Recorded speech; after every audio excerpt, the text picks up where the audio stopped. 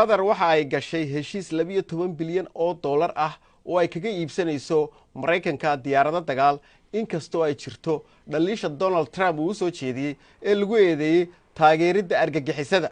saxaafadda ayaa sheegay in la saxeexay heshiis 36 diyaaradood F-15 ah oo 12 bilyan oo dollar gaaraya.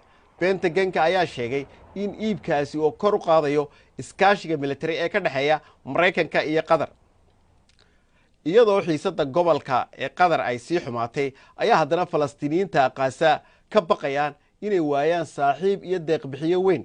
5 sano ee la soo dhaafay Qatar waxay bixisay 100 milyan oo dollar waxayna ballan qaaday inay intaa in ka badan dhisto guryo, Gaza, cusbitaallo iyo wadooyinba. Ismaan Cabdi Xasan ayaa inoo haya. waa mid ka mid ah dhismooyinka ugu cusub Gaza. magaalada Sheekh Xamed waxaa maalgeliyey waddanka Qatar iyadoo loogu magac daray hogaamiyaha Qatar Sheekh Xamed. waxay hoyi, iskuullo iyo meel doogleba u noqotay qoysaska saboolka ah ee Falastiin. balse suuragal ma tahay in xiisadda u dhaxaysa Qatar iyo waddamada khaliijka ay shaqada halkan joojiso.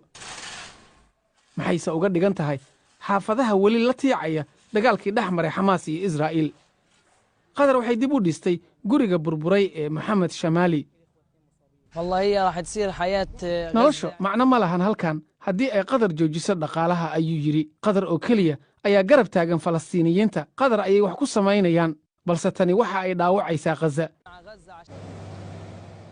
waddanka qaniga ah ee khaliijka ku yaalla ayaa deeqda ugu badan ku bixiya dhulka Falastiin.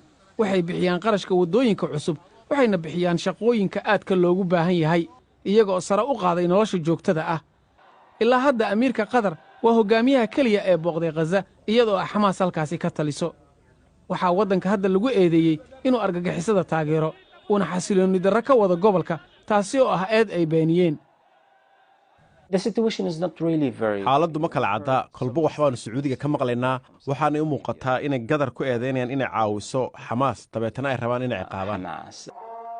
sadaqada Gaza la siiyo oo uu ku jiro masjidkan ayaa ka dhigtay Qatar awood gobolka ka jirta. hadda Xamaas waxa ay isku dayaysaa inay cadaadiska ka yarayso maalgeliyahooda. qaar ka mid ah hogaamiyaashoodii dooxa ku noolaa waa isaga baxeen. waxayna halkan Falastiiniyiinta ay muujinayaan sida ay u garab taagan yihiin, iyaga oo rajaynaya in aysan horseedin khilaaf dheer